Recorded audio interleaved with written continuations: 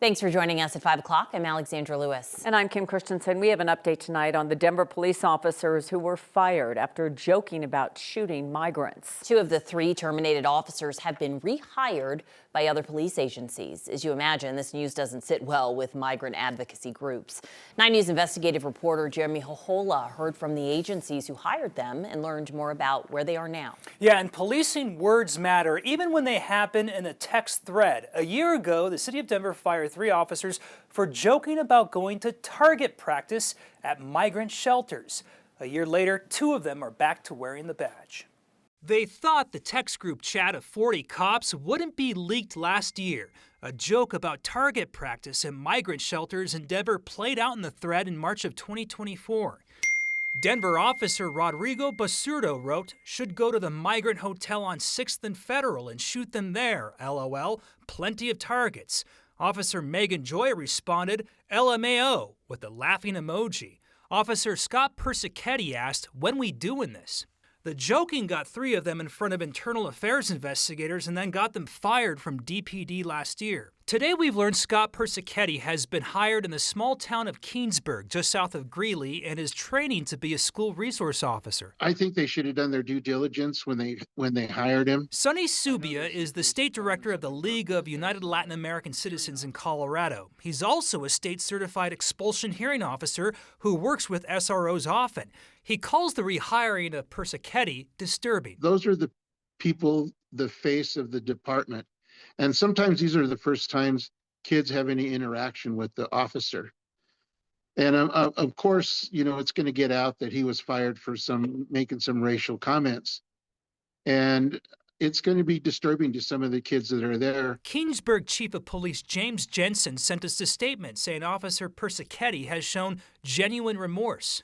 People mess up. What tends to define us more is what we do afterward, whether we own it, make it right, and keep trying to do better, the chief added.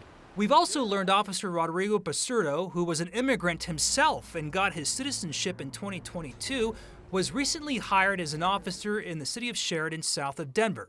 His new chief of police sent a statement saying, in part, "I believe in second chances. If your loved one lived an admirable life and then made a mistake, I believe we would all want them to have a second chance."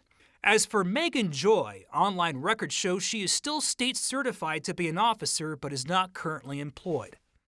And these officers will forever carry the mark of termination on their records as required by state law. Both chiefs of police say their new hires are excelling at their new jobs. Alex, back to you. Excelling or not, public trust, I would have to imagine, is just in the gutter in this situation. Yeah, a lot of, things were said in that text thread. But in the end here, it looks like it was fellow officers or officers who turned them into IA. Something to think about there. All right, Jeremy, thank you for this. Taking a live look outside right now on a Monday, a nice fall day around the metro area. Things may look a little different come the weekend. I mean, it has been kind of looking the same for weeks and weeks. Our weather impact team is finally tracking the chance for snow. Kathy.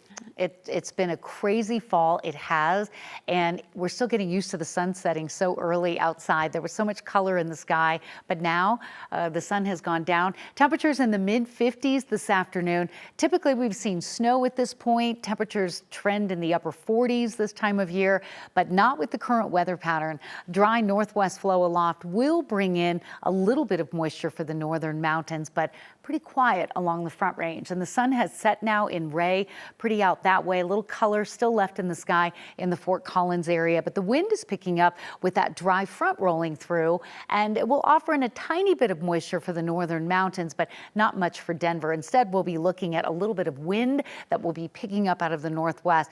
But also, as I mentioned, there is the chance for just a little bit of snow. Winter Park, Kremling, Oak Creek, Eagle. You maybe get a light dusting late tonight into early tomorrow morning. This week will generally overall be a good week of travel across the state.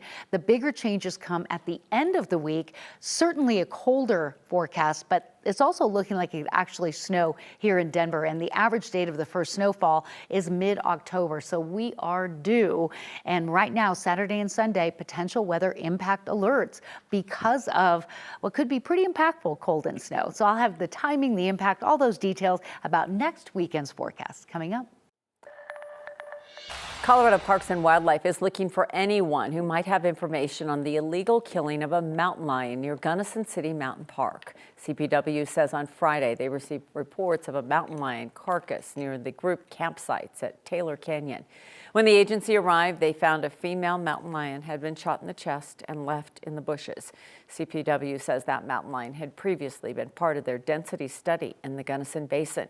And they're looking for any information about that killing. If you know anything, reach out to their Gunnison Wildlife Office. New video tonight shows the moment a man tried to break into an ATM in Commerce City using a blowtorch. Commerce City police say this incident happened last month at the Community Credit Union on East 72nd Avenue. They say his attempt to breaking into that machine, well, it didn't work. However, they'd still like to hold him accountable. Police say he caused a serious amount of damage and they have not been able to identify him. So if you have any information about this wild crime, reach out to Commerce City Police. A Denver ruling is strengthening wage protections for adult entertainers. A district court judge ruled last week that strip club dancers are considered workers and are covered by the city's wage and employment laws. The decision backs a Denver auditor's investigation that found clubs like Diamond Cabaret and Rick's Cabaret committed wage theft. Investigators say the clubs refused to provide payroll records and argued dancers weren't covered by city rules. Despite multiple appeals from the clubs, the court sided with Denver Labor, saying the city does have the authority to investigate and enforce wage laws. The auditor's office has ordered the clubs to pay affected workers more than $13 million in restitution. A Fort Collins Mexican restaurant is closing its doors after more than 60 years in the community. El Burrito announced in a social media post that it will close by the end of the year. The restaurant did not give a reason for the closure or a specific date. El Burrito is located on Lincoln Street. It opened in 1960 under the Godinez family.